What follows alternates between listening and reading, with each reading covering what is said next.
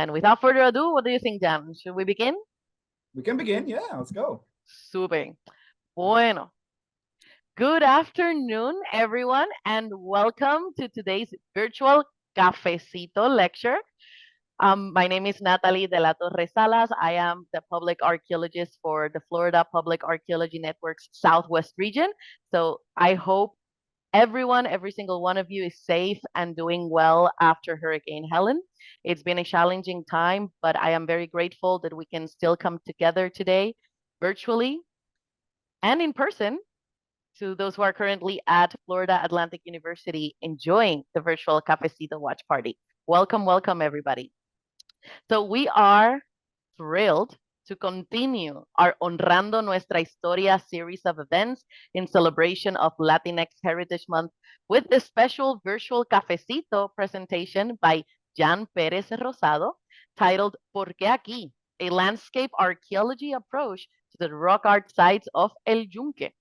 So Jan will introduce us to the fascinating rock art heritage of El Yunque National Forest in Puerto Rico, exploring the relationship between these ancient artistic expressions and the surrounding landscape.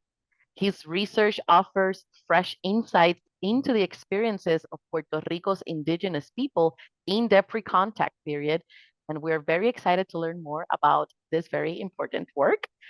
But before we begin, let me tell you a bit more about our wonderful guest. Jan Perez-Rosado was born in Puerto Rico and raised in Rio Grande, known as the city of El Yunque. He grew up surrounded by the rainforest, which fueled his passion for history and archaeology. After earning his bachelor's in anthropology from the University of Puerto Rico, Jan interned with the U.S. Forest Service at El Yunque, where he assisted in restoring historic properties after hurricanes Irma and Maria. He then pursued his master's in landscape archaeology at the National University of Ireland in Galway, where he authored a dissertation on El Yunque's pre-Columbian rock art. Jan has since become an archaeologist with the U.S. Forest Service, specializing in the archaeology of Puerto Rico's northeastern region, with a focus on Caribbean archaeology, pre-Columbian archaeology, landscape studies, and rock art studies. So we're excited to have Jan with us today, and we hope you enjoyed this deep dive into Puerto Rico's rich archaeological past. For everybody, after the presentation, we will be having a Q&A session where you will be able to unmute and ask Jan any questions you may have, or you can also type them in the chat and we'll make sure to read them out loud. So please, please stay muted during the presentation to avoid any disruptions, since this presentation, like many other virtual Cafecito lectures, will be on YouTube for anyone to enjoy even after today. So now, without further ado, I'll pass it over to Jan. Hello, everyone. Buenas tardes a todos. Thank you for having me here. I really do appreciate the invitation for this event, for this Latinx celebration. I am really deeply honored to be here, and I am also very grateful for the people in virtual land or in the watch party. I know you guys just a few hours ago had a hurricane passing through you. So, you know, as a habitant of Puerto Rico that knows what that is, I really do appreciate it. So, this is my research right here. It's called ¿Por qué aquí? A landscape archaeology approach to the rock art sites within El Yunque. Now, before we start, I kind of want to say a little bit about who I am. Natalie basically covered everything. But just to reiterate, I'm a Puerto Rican native raised in Rio Grande. Rio Grande, like Natalie said, is the city of El Yunque, la ciudad de El Yunque. It's one of the municipalities that El Yunque touches. People don't know this, but El Yunque touched 8 different municipalities, Rio Grande being one of them. And being a habitant of Rio Grande, I went to El Yunque quite a bit in my childhood and fell in love with the place. That is actually my current favorite place in Puerto Rico, and I am very fortunate enough to actually work in it every day. So I'm very happy about that. And since I was a little kid, I was very passionate about history and archaeology. You know, I love movies like Indiana Jones, National Treasure, Uncharted, Lara Croft and Tomb Raider. Even though archaeology is nothing like that, but you know, I still like it. So that was my passion since I was a little kid. So every time I went to El Yunque, I actually wanted to learn about the history of El Yunque, because for those who don't know, El Yunque is an icon of Puerto Rico. It's a very important place for the whole island, including throughout its history. So I wanted people to tell me about the history. And when I did find someone to talk to me about El Yunque, they only talked to me about the biodiversity, you know, the birds, the plants, and everything, which is cool because for those who don't know, El Yunque, it's the national forest with the most biodiversity inside the whole National Forest Service system. So it's very cool, but I want to learn more about history, right? And I couldn't find someone to talk to me about history. Anyways, a little bit further ahead, I pursued my bachelor's degree in anthropology with an emphasis in archaeology of the UPR in Rio Piedras here in Puerto Rico. And I wanted to emphasize on Puerto Rican rock art. I fell in love with rock art and, you know, the mystery behind it. People are still trying to attempt to interpret these rock art sites, you know, including me as well. So that's why I wanted to pursue in my archaeological career. After I graduated from my BA, I fortunately got an internship as a historic preservation intern, where I helped with the restoration of the historic properties after Hurricane Maria and Irma. And then I became a forest ranger intern, and I had the opportunity to give a few talks around the forest. And of course, you know that I gave talks about the history and archaeology of the forest. Why? Because when I was an historic preservation intern, I actually met Raymond Feliciano, which is the current heritage program manager of El Yunque. So I finally got to learn about the pre-Columbian period, the Spanish period, and the United States period of the history of El Yunque. So I got to develop talks about that and actually introduce a more historic and archaeology discourse in El Yunque. During that time, I visited some of the pre-Columbian sites within El Yunque, and I try to understand it, right? Like, why is this here? Why did they make these pre-Columbian sites? And while trying to understand it, to seeing how I can understand these sites, that's when I encountered landscape archaeology and decided to pursue a master's degree in landscape archaeology on the National University of Ireland in Galway. And that's how this whole research was born.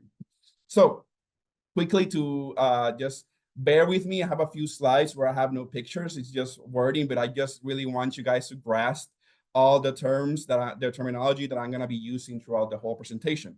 Let's first start with what is rock art. Simply put, rock art are the symbols or marks that have been painted or engraved into natural surfaces. So rock art translated to arte to Spanish is called arte rupestre. And a lot of people have used that. A lot of people have debated that they're the same, and some are debated that they're not the same, because arte rupestre can also be found on walls in man-made structures, whereas rock art is solely reserved for natural surfaces like rocks, boulders, cave walls, etc. So rock art can also be classified by different things. Like, for example, the first thing I want to talk about is the type of rock art. Here in Puerto Rico, we have two different types of rock art. The first one I'm going to talk about are pictographs. So when a rock art is referred to as a pictograph, it's mainly saying that it's painted on a surface. It's not engraved or incised, it's just painted using some form of pigment. Then we also have petroglyphs. Petroglyphs are a little bit different in the terms that they're engraved or incised on our natural surface. So we have petroglyphs and we have pictographs. It is also classified by the location they are currently sitting. For example, we have what we call river petroglyphs or river rock arts. Over here, we have one rock art of El Yunque along a river. They can also be found along caves, like this one called Cueva del Indio in Arecibo in northern Puerto Rico. They can also be found along the coast, along beaches, like this site over here found on the northern Puerto Rico as well. If I'm not mistaken, I think that's the municipality of Manatí. And they can also be found in batalles or ceremonial plaza, like this one that is the Centro Ceremonial de Caguanas. And as you can see, that's me in the background, being very happy that I'm in that batalla. That's one of the most important ceremonial plazas in Puerto Rico. Lastly, they can also be identified by motif or images. We had three different types of classifications. We have anthropomorphic, which is the one to the left-hand side of the screen, which is basically representing a human-like figure. The one in the middle is what we call a zoomorphic image, which represents some type of animal. You can see that by the wings in the image. And lastly, on the right-hand side of the screen, you can see what we call abstract or geometric type of petroglyphs, which is like, you can define what they are, but it's still like a geometric form, like the spiral ones that you see in the screen as well. So there's have been countless attempts at interpreting these rock art sites, and they mainly use ethnographical accounts to try to explain why this rock art was placed here, what is the purpose behind this iconography. And I also use this type of ethnographical accounts in my research, but I also try to implement some landscape studies to it. And that's what we're gonna talk about this. What is landscape archaeology? What is this that we're gonna be talking about for the next hour? So when I first encountered landscape archaeology, I thought that it was just seeing how humans have modified and interacted with the landscape. And yeah, a part of landscape archaeology, it is that, but it is also understanding the experiences provided by the landscape to our ancestors, to the people of the past. So to try to understand these experiences, landscape archaeology uses something called phenomenology. And it took me like 3 months to try to say that word right. So I'm gonna be saying it throughout the whole thing. So what is phenomenology? Phenomenology practically states that the experiences that we have in a landscape can also provide insight as to the experiences our ancestors had in that same landscape. Some people have found this a little bit problematic because people have debated that individuals have different perceptions of a landscape, and we're going to be talking about that later.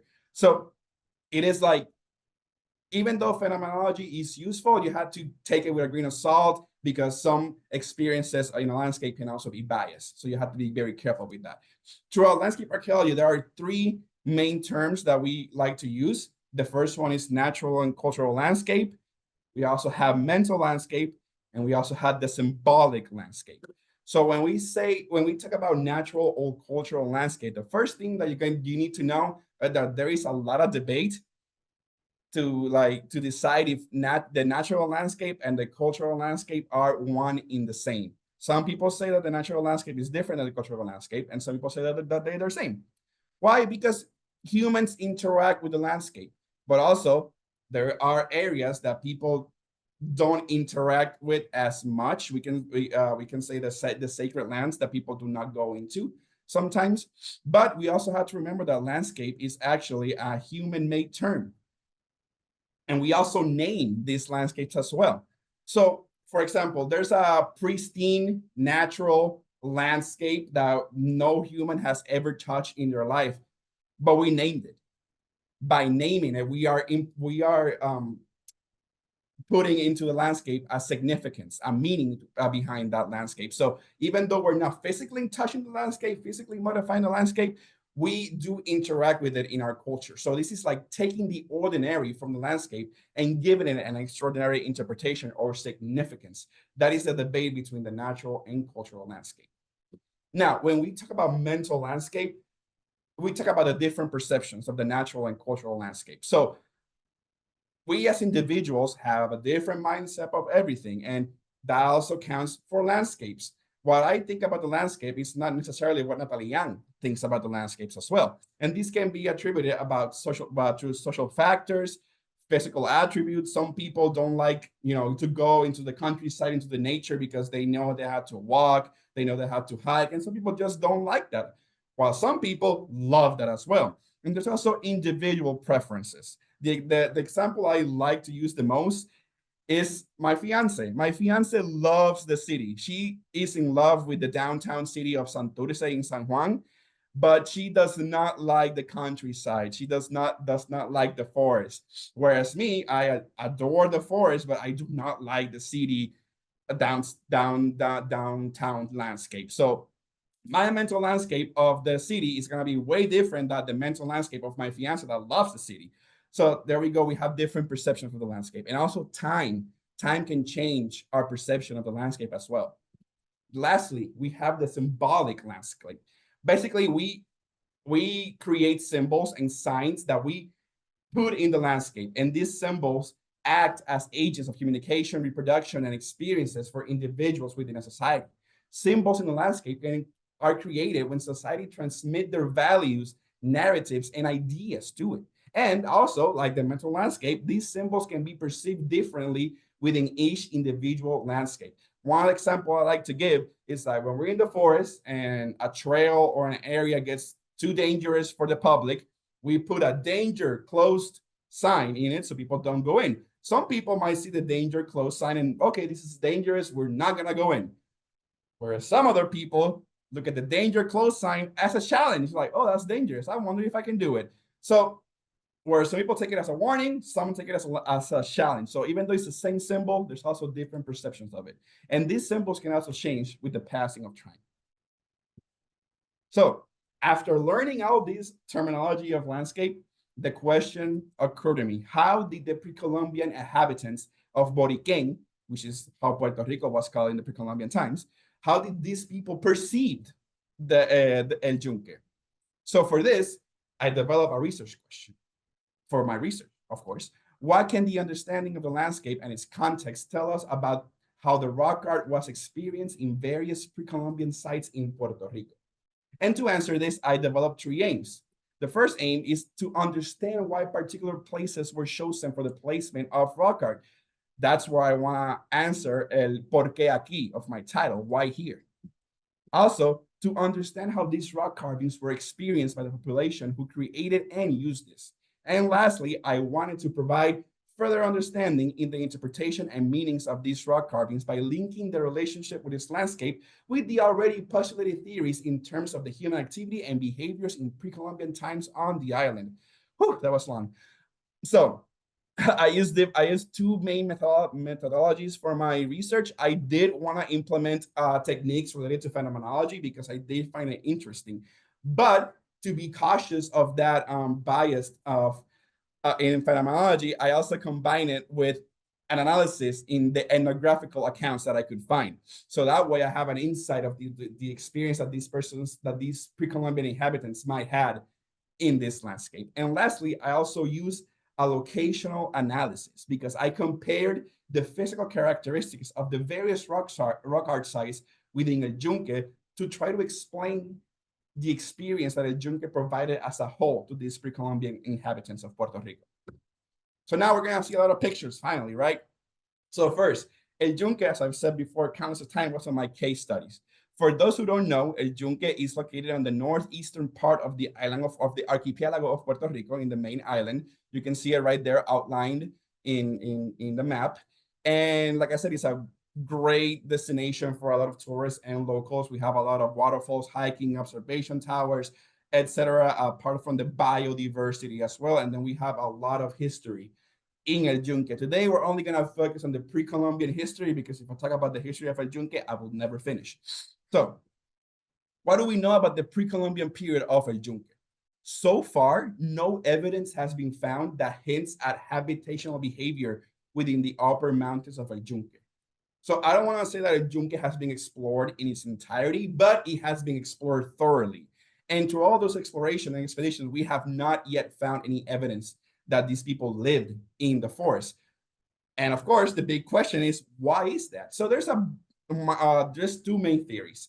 One is more practical. This one says that the terrain of El Yunque contains a lot of steep slope, extremely rocky, and it's extremely wet because we are a rainforest.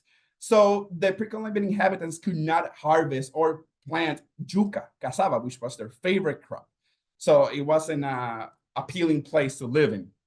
The other theory, which is passed down by folklore, is that El Yunque or Yuque, how these people call it, Yuque was the Arawak word of land that meant white lands or land among the clouds. And they believed that Yuque was home to Jocahu Bagua Marocoti. Jocahu Bagua Marocoti was their god of goodwill. They believed that Jocahu lived on the highest peaks of El Yunque and that Jocahu protected them from the evil goddess called Guaban6, who used forces of nature called Huracan, which is how the term hurricane came to be, used Huracan to destroy the land. So they believe that this god protected them from these, extreme weather phenomena, right? And they weren't that far off from the truth because, as you know, as Floridians, like people who get hit by hurricanes, hurricanes get stronger by warm water. When they go inland, they get weaker. So imagine my hand right now is Puerto Rico, and over here is El Yunque. A lot of our hurricanes, fortunately, have passed by to Puerto Rico and done this, because the hurricane comes here, looks at Puerto Rico, and encounters the 29,000 acres of El Yunque, and he says, I'm gonna get weaker, so let me turn north to get stronger by water. So the pre-Columbian people knew about this, but understood a little bit differently. So, and the last thing we know about the pre-Columbian period of El Yunque is that the only pre-Columbian evidence that we have come across in El Yunque comes to us in the form of rock art sites. And we're gonna see them right now. So over here, we have a map of El Yunque. Every red dot that we have here within the boundary of El Yunque National Forest is a pre-Columbian sites. These are the ones that we have found up until now. Who knows how much more are there around the forest? So let's start by talking about the Jimenez sites. So along the El Yunque, all of them are river petroglyphs, as you will see in the next few slides. But we have different types of petroglyphs, meaning that we have, like this one, this is a boulder that's near a river. We call it the Jimenez, mainly because of the area where it's in. And in front of the boulder, you can see this small creek. You see this line of rocks right here that my cursor is in. That's a dried up creek. It is a dried up creek, but of course, when it rains, there's water in it. So, and this is the boulder right here. And if you can see, there's a clay patch in the bottom of the boulder. And that's actually where the petroglyph panel is. Over here, we have some images. There are anthropomorphic images. If you can't see them very well, we have a trace picture right here for you. We have a lot of anthropomorphic heads right here, and then we have some zoomorphic images as well. I'm gonna talk about the interpretation of these sites later on. For now, I just want you guys to see them and appreciate them. We also have the Lamina site. Again, this is a boulder that's very close to a river, and the motif that we have in this one is the abstract one or the geometric ones with the spiral-like ones. Then we also have petroglyphs on rock shelters along El Yunque. We have a couple of petroglyph sites within rock shelters. This rock shelter specifically is right in front of a river. Right here behind my colleague, you can see these little rocks over here. This is a river, and it's right in front of the rock shelter. And over here, we have the rock shelter again, and you can see the petroglyphs right around here. And here's a better picture of it. Again, we see the same thing. We see some anthropomorphic images. This petroglyph in particular has been debated a lot by various archaeologists. Over here, some people say that these images look like jellyfishes. They do. Some people say that they look like faces with beards on them. They also look like them. So a lot of interpretations have been done to these petroglyphs, and there's a lot of different theories about them too as well. But we still keep with that anthropomorphic pattern in the petroglyphs of El Yunque. We also have another rock shelter on the Rio Gurabo. This is a great rock shelter. To get to this site, it was a 9-hour hike. So I know a lot about the details of this petroglyph site because I do not want to take a 9-hour hike again. But 15 meters from the rock shelter, we have also a river. So in front of this rock shelter, there is also a river. And the petroglyphs are this part of the rock shelter right here, this boulder, is covered in petroglyphs, as you can see in this picture right here. And the majority of them, not all of them, but the majority of them are anthropomorphic in nature. We have a lot of simple faces, like the ones you see over here, and they get more complex. Like, for example, we have another one here with ears, and then we have another one here with decorations as well. But we also have zoomorphic images as well in this panel. So some documentation of this panel have attributed this little guy over here to a coqui frog, a little tree frog that we have on the island. But some others have also associated with a bird-like figure. Why? Because of the little feet right here that look like talons as well. This is the last rock shelter petroglyph site that we have within El Yunque, and it's one of the most complex by the petroglyph right there. But before we talk about the panel, let's see. This is the river in front of the rock shelters. You can see there's a river almost in every one of these petroglyphs. And this is the famous La Hueca petroglyph. People see this petroglyph and they go crazy about it. It's very complex. It's one of the most complex petroglyphs panel that I've seen in my entire career, albeit it's not being a long career yet, but still the most complex I've seen yet. And we had the pleasure of doing a 3D rendering of it. Don't worry about it. We're gonna talk about this petroglyph further along, so you're gonna see the picture a little bit bigger.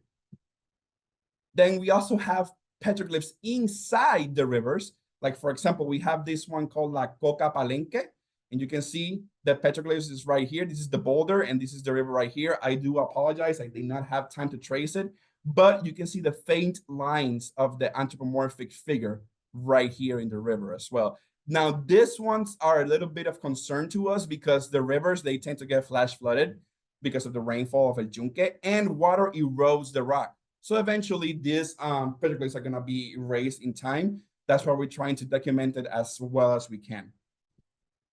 Now, this is a very particular site within the El Yunque because we call it El Cubuy corridor because it's a river, and along the river, we have found 3 different petroglyph sites.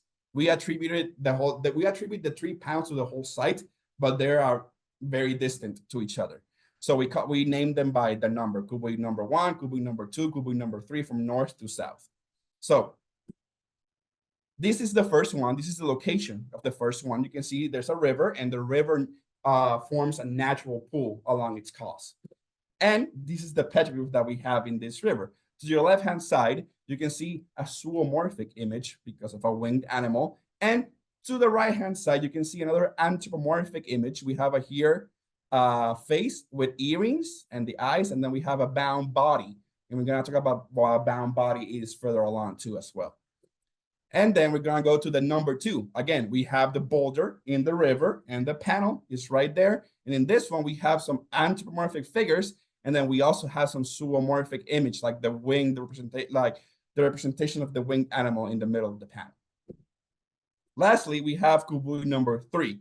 Again, the same pattern. We have a petroglyph in the river, and this particular motif has been debated as well. People say zoomorphic because of the eyes. It kind of looks like an owl, but also some people say that it's anthropomorphic in nature as well, with the same pattern of the head and the bound body as well. And this is the last site that I'm going to be telling you about. Is the Icaco site. This is my personal favorite, by the way. It's a beautiful site. As you can see, there's a river that forms a pool, and then the river continues. Now, the curious thing about this site is that this little pool in the middle is surrounded by 4 boulders that have petroglyphs. So starting with boulder number 1, over here we have a simple face. Again, we keep the anthropomorphic nature. In boulder 2, we have the same bound body motif. On boulder 3, we have the same anthropomorphic patterns, but here it shows one of the biggest concerns that we have with our petroglyph sites, which is unfortunately vandalism. So these sites they're not open to the public, but people still go to these sites because it's on the river, and the river is public domain, so they can go into the river. And unfortunately, they go with bad thoughts, and they vandalize our petroglyphs right here. And then lastly, we have boulder number 4, another one of our complex petroglyphs right here. And you can see that they are all anthropomorphic in nature, again, with the same face and the bound body. One thing that you can also see is that this petroglyph right here on the left-hand side is interrupted because the boulder actually broke in a flash flood event. So it's as these boulders can be moved and everything throughout time. So what have we seen throughout this whole site? We have seen some frequent images, frequent motifs throughout the whole sites within El Yunque. The first frequent motif is the bound body, which we have seen in different, like for example, the ones in Icaco and the one in Cubuy. We have the face with some adornments, and then an oval-shaped bottom half, which is attributed to a bound body, and you'll soon see why. We also have the zoomorphic images, which is, we can see one here in Cubuy number 1, and we can see here another one in Riagurabu. And then we have the abstract images like the one we saw in the Lamina site with the spiral-like figure. So what is the interpretation behind these motifs? let's start with the bound body. Again, over here, we see the head and the bound body as well on the bottom half. The theory is that this is representing this right here. Oh, I just noticed that I didn't put a footnote in this picture. I do apologize. But basically, this is what it's representing. So ethnographical accounts of the Caribbean basin has told us that when a pre-Columbian inhabitant died, they would put the body in fetal position and then they will wrap the body in textile, leaving the head exposed. This textile was usually the hammock that the person used to sleep in, because now they're going to the eternal sleep. So this is why this usually attributed this bound body. The zoomorphic images that we see in the Yunque, they all have some bird-like attributes, like the wings, the talons, etc. So it is very easy to say, oh, this represents a bird, one of the countless birds that we have in the Yunque. But by my analysis of the ethnographical accounts that you will soon see, these petroglyphs are related to nighttime in El Yunque. So one of the winged animals that we have in El Yunque at night is, of course, the bats, which are the best pollinators in the whole forest. And then we also have these abstract images that are the spiral in nature. So a lot of interpretations of this type of motif have attributed to water, to the water element along the sides. But I go a step further and say that the ones in El Yunque are representing this exactly, like when a river turns into a natural made pool and just continues on. And we have this in La Mina River, and then we also have this in one in the Icaco site, which is the four boulders surrounding the natural pool. So if there are 4 boulders of petroglyphs surrounding a natural pool, it means that the pool is kind of important for these people. And also, side note, fun fact, the Icacos site, which is the one on the screen, and the Jimenez site, which are the first one that I show you, they are both listed in the National Register of Historic Places. So they're very important for our forest. Continuing on. So over here, we have seen that there's a connection with water. And I wanted to bring you this map because, again, we had the same map. The red dots are the pre-Columbian sites, and all the blue lines are, of course, the rivers. So you can see that every pre-Columbian sites are near or in a river within El Yunque. So there you go. Why was the petroglyphs made in those exact spots? Because of their connection with water, and we'll soon see why. So we'll see now why. So throughout my ethnographical account analysis, I came across the myth of the Arcabuco. Arcabuco means forest at night in Arawak.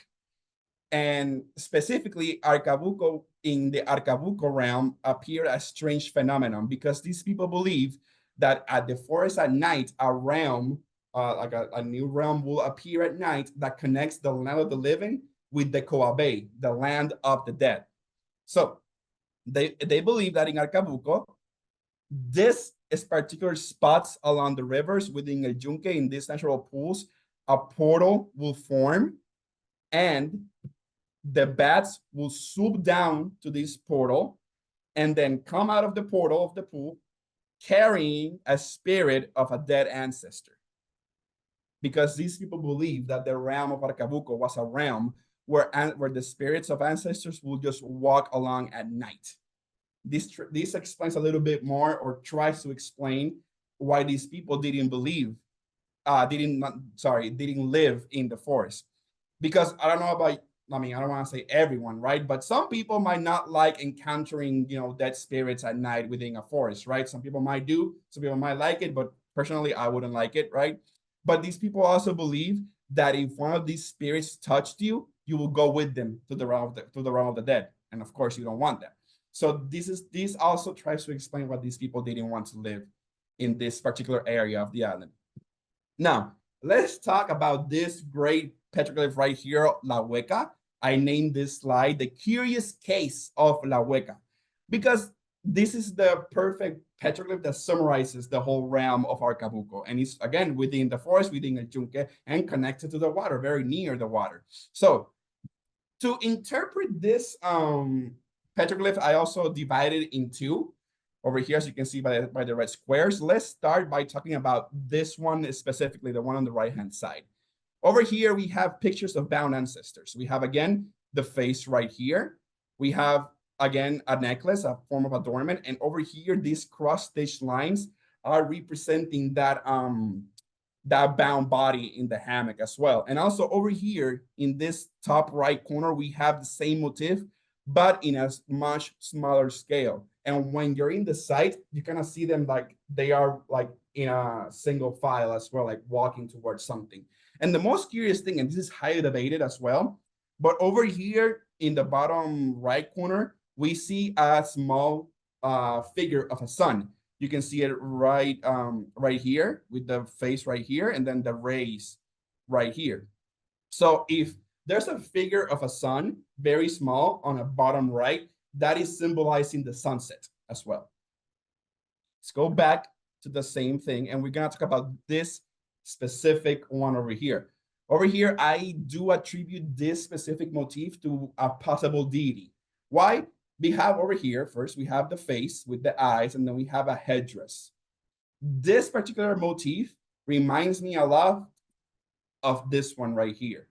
This is the famous Mujer de Caguana. This is not in a Yunque. This is very far away from a Yunque. This is in the municipality of Utuado in center Puerto Rico. And again, we have the same thing. We have here the face and the headdress as well. This particular petroglyph is associated to the mother goddess of pre-Columbian mythology called Atabex, or Atabeira, or Atabey, however you want to call it. This is the fertility goddess. Now, I am not saying that the one in a Yunque is Atabey. I'm saying that it's a deity because it has the same head with the headdress, but take particular notice to over here, the body. Again, we have the cross stitchings as a bound body. Now, my exploration of ethnographical accounts revealed to me that these people believe that the realm of Arcabuco was washed over by a deity. This could possibly be the deity referring in that myth. So,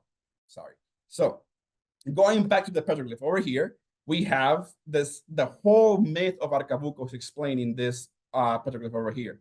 We have the sun setting right here in the bottom corner, and then the bound bodies are coming out through the Arcabuco realm, and we have the deity washing over the whole phenomenon of the Arcabuco realm. Sorry. So this starts to explain a little bit of how they saw El Yunque. They saw like a sacred place where ancestors would gather and walk along in the forest. Another interesting fact about the pre-Columbian sites in El Yunque, it's that they are all on the bottom of the 600 meters in elevation of El Yunque. So in this map right here, the red lines are the areas of El Yunque that are above, that are on or above the 600 meters in elevation. All the petroglyph sites, as you can see, are below it. There's even one that's like just like right there, but not quite.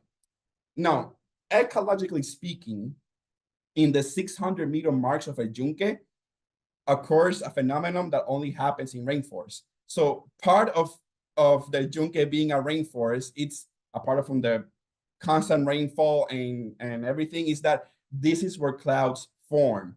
So when winds come up the mountains of El Yunque at the 600-meter mark, clouds start to form. Of course, with climate change, clouds are forming way, way, way higher.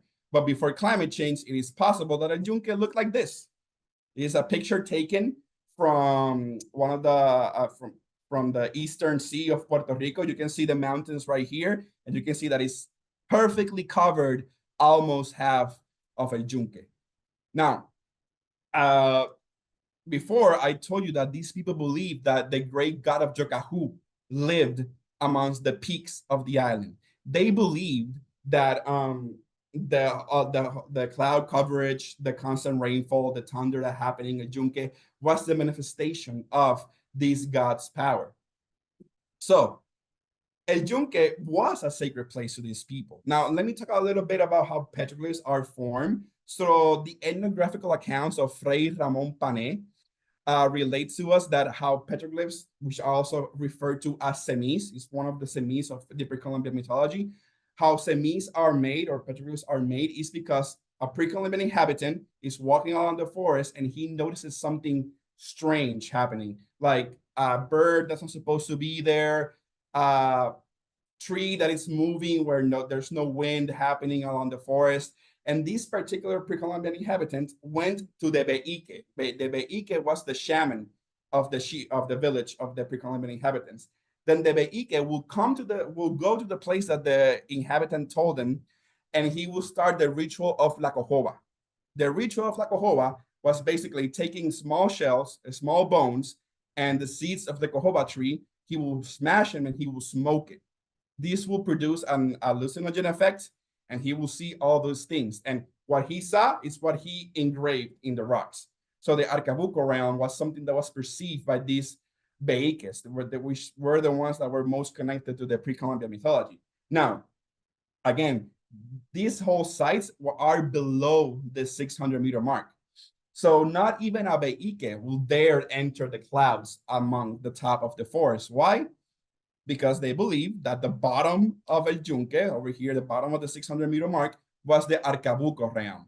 And above the 600-meter mark was Jocahu's kingdom, the kingdom of a god. And you as a mortal, not even how connected you are to the gods, are gonna dare to go into Jocahu's kingdom. So this is how El Yunque was perceived as how Yunque was perceived from the people of pre-Colombia and Puerto Rico. Arcabuco were a place where ancestors would gather and roam around the forest at night, and the home of their god of goodwill, Jocahu. So let's talk a little bit about, well, let's summarize what we talked about in my conclusions. So let's talk about my aims. My first aims was to understand why particular places were chosen for the placement of rock arts. And we found that there is a correlation between the rock art panels in the Yunque and its bodies of water.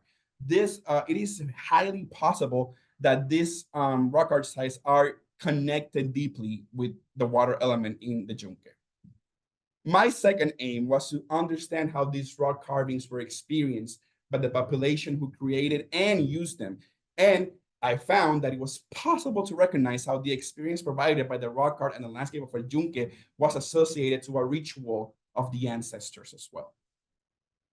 And my last aim was to provide further understanding in the interpretation and meanings of these rock carvings by linking the relationship with its landscape with the already postulated theories in terms of the human activity and behaviors in pre-Columbian times on the island.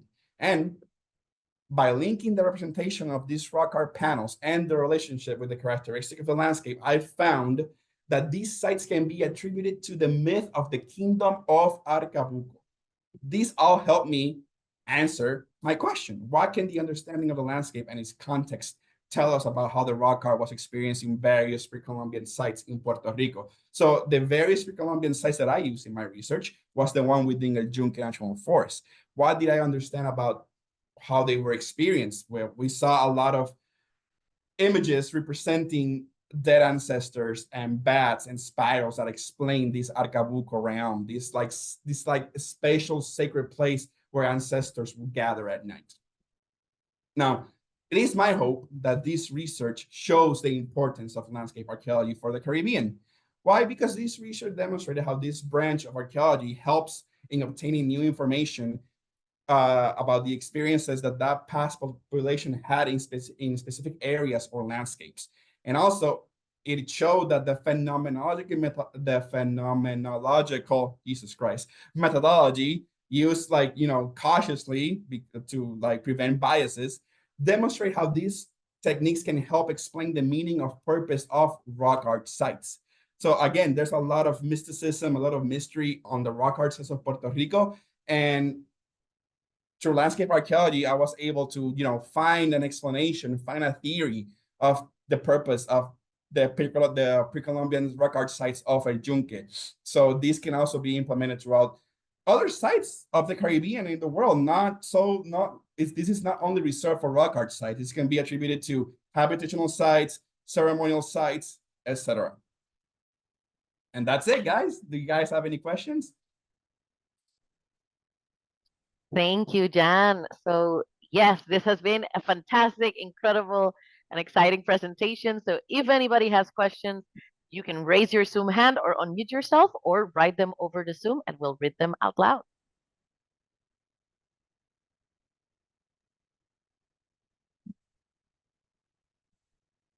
I had a question. Yes. Okay. Yeah, thanks. Sorry. I was like, I was waiting for Natalie to approve me asking. My bad. So some of my colleagues and I were in a really interesting presentation this morning about climate change in Nevada. And one of the things the speaker talked about was how climate change is impacting the rock art. And I guess it gets so hot that it actually like impacts like the chemistry of the rock itself. And I was wondering if you're seeing impact. I know you talked about the stones that are like under the water, but what kinds of impacts of climate change, if any, you're seeing to some of these sites? That is a great question, Sarah. So that's a very interesting fact. I didn't know that, warmness can affect rocks chemistry and also affect these rock art sites. Fortunately, I have not seen that in Puerto Rico, in the rock art sites in Puerto Rico. So mainly water is our biggest concern when it comes to climate change. Like, for example, we have like climate change brings a lot of water to Puerto Rico sometimes with more hurricanes and stuff that creates more flash floods. So those flash floods will eventually erase the petroglyphs along rivers, and also the sea level rise in the whole world that's happening too.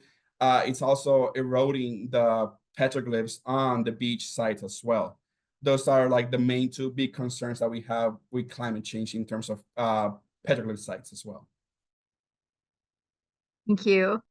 My pleasure. Thank you.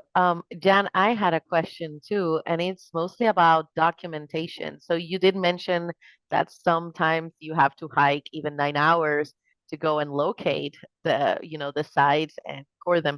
Once you hike the 9 hours, what is the process that you do to safely, document and digitize this incredible rock art? So we have a lot of different ways to document this rock art. The ones that we use the most right now is scale drawings, because unfortunately we don't have the capacity to have a 3D scanner in our forest. It's a very expensive piece of equipment, but it is our dream to have a 3D scanner and 3D scan all these petroglyph sites within El Yunque. We did it for one, which is the La Hueca site. Again, the most complex petroglyph that we have in El Yunque. But we couldn't progress with that partnership, right? But we're still looking. So all the petroglyph sites in El Yunque are considered PHAs, or priority heritage assets. So every 5 years, I have to go and monitor this sites to see that their condition. So I said before that I don't want to take the 9-hour hike again. Unfortunately, I had to take it eventually to see this rock art site. So if anyone wants to join me, feel free. It's 9 hours. but yeah, like for now, it's only scale drawings that we've been using for these petroglyphs. Hopefully in the future, we can get to use a 3D scanner. Thank you. Andres, go ahead.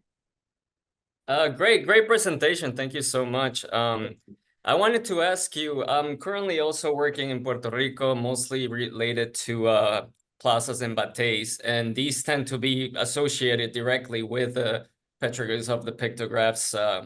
Specifically, I'm thinking about the sites in Manatí or down south too by Guayanilla.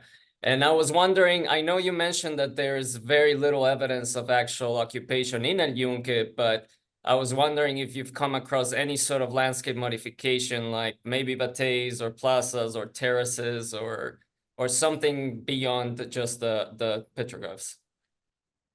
So yeah, unfortunately, I have not found any of those evidence in El Yunque. Not found any ceremonial plaza, not found any terraces, not found any manufacturing sites as well. I mean, if you've come to El Yunque, right, you've been to El Portal, the visitor center right there. We have a visitor center, which is in the northern boundary of the forest, and around the whole boundary of the forest, there has been some sites, but it's like outside the Forest Service boundary. So that's why I say there's no habitational sites on the upper slopes of El Yunque, which is where the National Forest boundary is found. But around that boundary, we do have found some sites, not big, and we haven't researched them completely yet, but we have found a couple of like artifacts, specifically lithics around the whole boundary of the forest. Right. Thank you so much. I mean, it's incredible too to think about that people in the past reserved certain spaces as, you know, quote unquote natural or not habitational spaces. So that's the answer right there too, which is great. And you touched on it. I just wanted to quickly mention that I came across your scan of the 3D model of La Hueca, and I went ahead and printed it. I hope that's okay. And if you want to print, let me know. That's It fine. looks fantastic. That's in the website, so that's public information.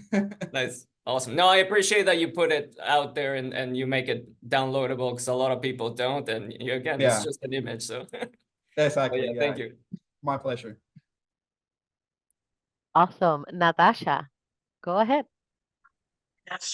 Hey, John, what an amazing presentation. Like I Thank really, you. what a great interpretation of, you know, just the landscape and how it could have been experienced by people in the past. And wow, yeah, I'm really blown away. That is great. But I had a question. It might be lateral to your research, so if you don't know, my apologies, but it kind of got me thinking. Do you know in this the area that is mostly the Arcabuco area that you talk about, how often do you come across cojoba trees? Oh, wow. So I am not the best person at identifying trees, right? I do know a little bit here and there. I have to ask the ecosystems team of El Yunque to see if we have any cojoba trees in the forest. I doubt it. I'm not gonna say that we don't have any, but I doubt it because I think that tree is small mainly for the coastal side of Puerto Rico, if I'm not mistaken. So we have not encountered any cojoba trees in El Yunque, right? It'd be great. That will like provide a little bit more evidence to what I'm saying in this presentation. But so far, unfortunately, I don't know. But I can ask the ecosystems team and get you an answer by email or text. I have your number, Tasha. Okay, thank you, Jan. You're welcome. Also, I also suffer from plant blindness, green blindness. So you know what helps me a lot, Jan? The plant app. Like, oh yeah, of course. I was like, oh, right there. Yeah. That's in So, my phone. Don't worry about it. I use it a lot. same. So we do have another two questions in the chat, and Carlos Torres asked, to which pre-Columbian culture or cultures are these petroglyphs attributed to? Oh, that is a great question. Thank you. What's the name? Sorry, Carlos. Thank you, Carlos, for that question. So we don't attribute it to a specific pre-Columbian culture because unfortunately, since these petroglyphs are very close to the river, all the organic material that we can use to date just washes off the petroglyphs as well. And again, there's no habitational sites. We haven't conducted an excavation yet in these sites, so we don't have any cultural assemblages to attribute it to. But we do use, of course, is Peter Rowe's chronological scheme. Basically, Peter Rowe created I think it was in the 90s, if I'm not mistaken, maybe a little bit before. He created a chronological scheme that basically said that the simplest petroglyphs is older than the most complex petroglyphs. I don't know if I explained myself well. So basically, the simple face petroglyph that I showed throughout the presentation, that's attributed to the first cultures of Puerto Rico. Whereas the most complex one, like the ones in Icacos and La Hueca, are a little bit more complex. So they're attributed to more recent cultures of the pre-Columbian inhabitants of Puerto Rico. And seeing that in El Yunque, we have different types of motif, so we can't like attribute it to a specific culture. So what we say is that, hey, El Yunque was used throughout the pre-Columbian period of Puerto Rico. But if we do ever find a way to date this petroglyph, that'd be amazing. Hopefully I answer your question, Carlos. Awesome. That was a very fascinating question. And then we have another question in the chat from Jorge Fernandez Rivera, who asks, how much do we know about Taino religion? And is there something we just don't know? I'm really curious about the religion and mythology. Oh, that's awesome. And I admire your curiosity about the religion and mythology of the pre-Columbian people. So what we have pre-Columbian mythology is ethnographical accounts, right? And these ethnographical accounts were written by Freys, which were religious people that came to this side of the world and tried to talk to these pre-Columbian people, and what they understood is what they wrote.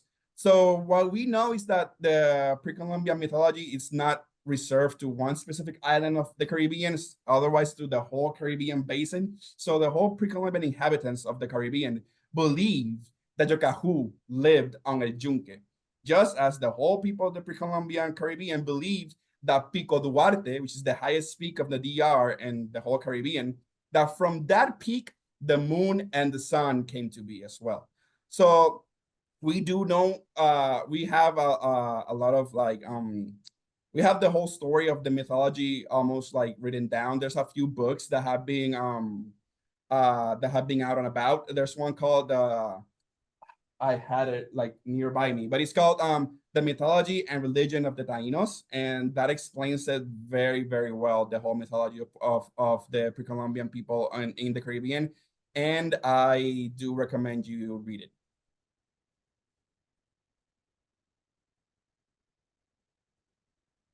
Awesome. So I was looking for the books. I think I have like, I ran as fast as I could and I managed to grab one. Caciques and Semi-Idols. That's a With this great big one as well. Yes, by Jose Oliver. Highly, Mhm. highly recommend it. Yeah, that's a good one. That's a very good one. Yeah. I got to Yeah, meet him recently. He's a hoot. He's hilarious. Yeah. he is amazing. Yes. And yes, Fernando, you go next with your question. Thank you. Muchas gracias a ustedes. Hello, Jan, Fernando Silva here from the mountains of Trujillo Alto. Brutal. And looking at Yunque from here.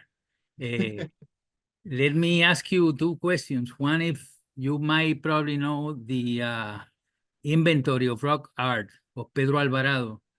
Mhm. If not, I will recommend to take a look at it. It's never been published, but it's in the Institute of Culture, Puerto Rico Institute of Culture archives or library research. Yeah. There's also another important work on rock art in Puerto Rico, in Chipo office, which also cover Alvarado's and some of the people's work. And my second question is if you have looked at relationship between what you have found in your research in other sites in Puerto Rico away from El Yunque, like for example, Rosario. I just left a note for you to talk about Rosario in San Germán later on. Whenever you have a chance, I put my telephone. I would love to share with you some of our work and the community work we are developing in Rosario and San Germán. This is probably the highest concentration of rock art in San Germán is in Rosario, which is the highest area of San Germán, between the mountains between San Germán and the and Maricao. So is if you know about the work of Alvarado and Chipo, and also if you know about other places that you have or may have looked at, looking for some validating some relationship, the same that you have found in El Yunque in other areas in Puerto Rico. That is a great question, Fernando. And actually, the answer is yes. To the first question, I have explored and read the inventories of different pre-Columbian rock art sites in Puerto Rico.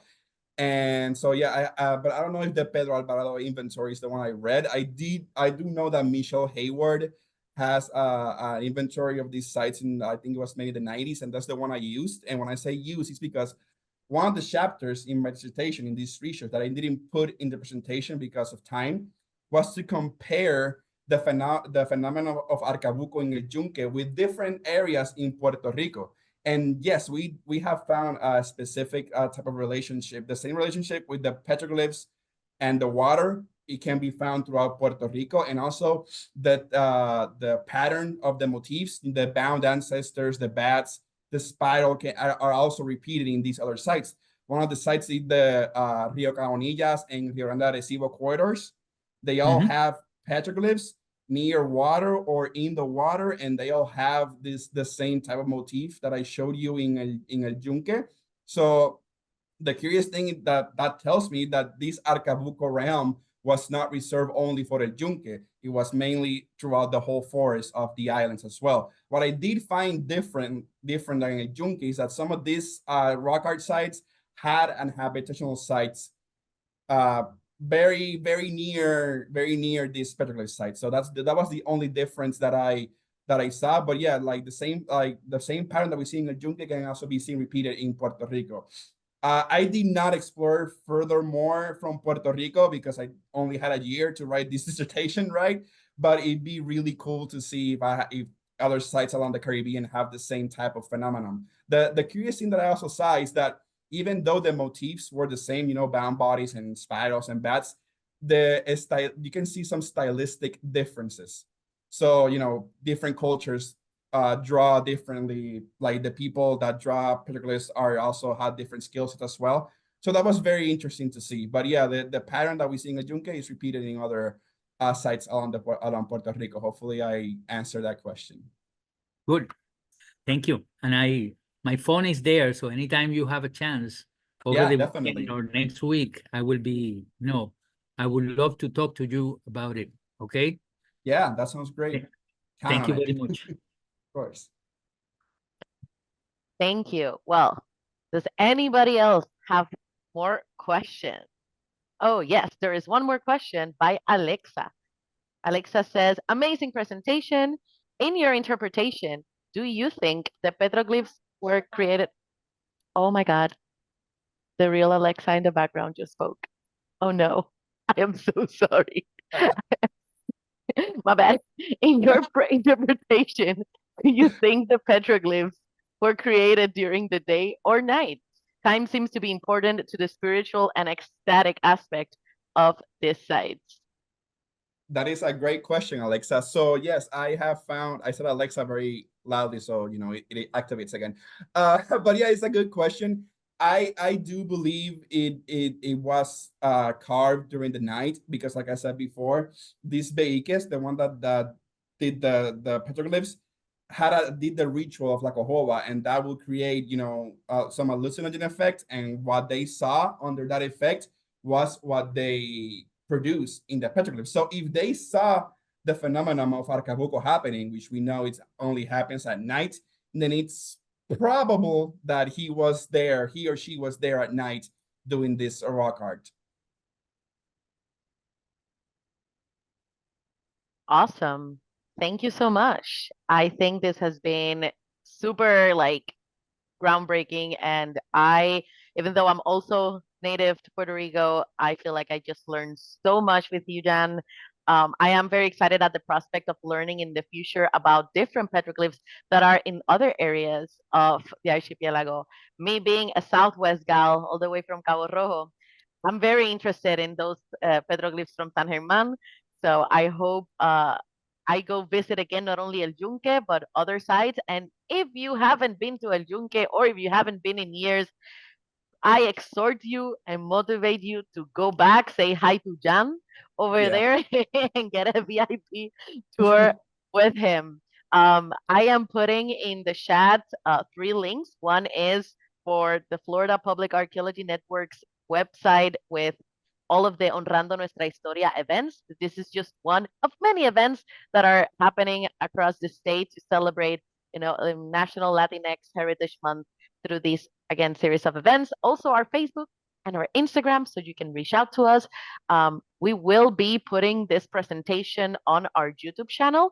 So please keep posted, following us to see when it's going to be uploaded. And we have many other virtual Cafecito lectures already on our playlist. So I just want to say once again, Jan, I think we're all very fans of your presentation. Thank you, mil gracias nuevamente for spending this evening with us, teaching us, and just, for saying yes to being our guest for this very special virtual Cafecito lecture. It has been my absolute pleasure. Thank you for the invitation. This was a fun hour that I had with you. Thank you so much for all your questions. It was a great discussion. And hey, my information is right there in the slide. So if you want to shoot me an email with any further questions that you might have, feel free. If I don't know the answer, I will tell you I don't know, and I will go deep in research to find your answer for you. But like we say in Puerto Rico, a la orden aquí en Rio Grande. Gracias. Mil gracias. Thank you, everybody. I hope to see you next week for our next virtual Cafecito lecture with Sarah McNamara about Ybor City and the role of Latina women in the cigar industry and in social justice movements. So thank you so much, and I'll see you next time. Gracias. Chao, muchas gracias. Gracias. Gracias.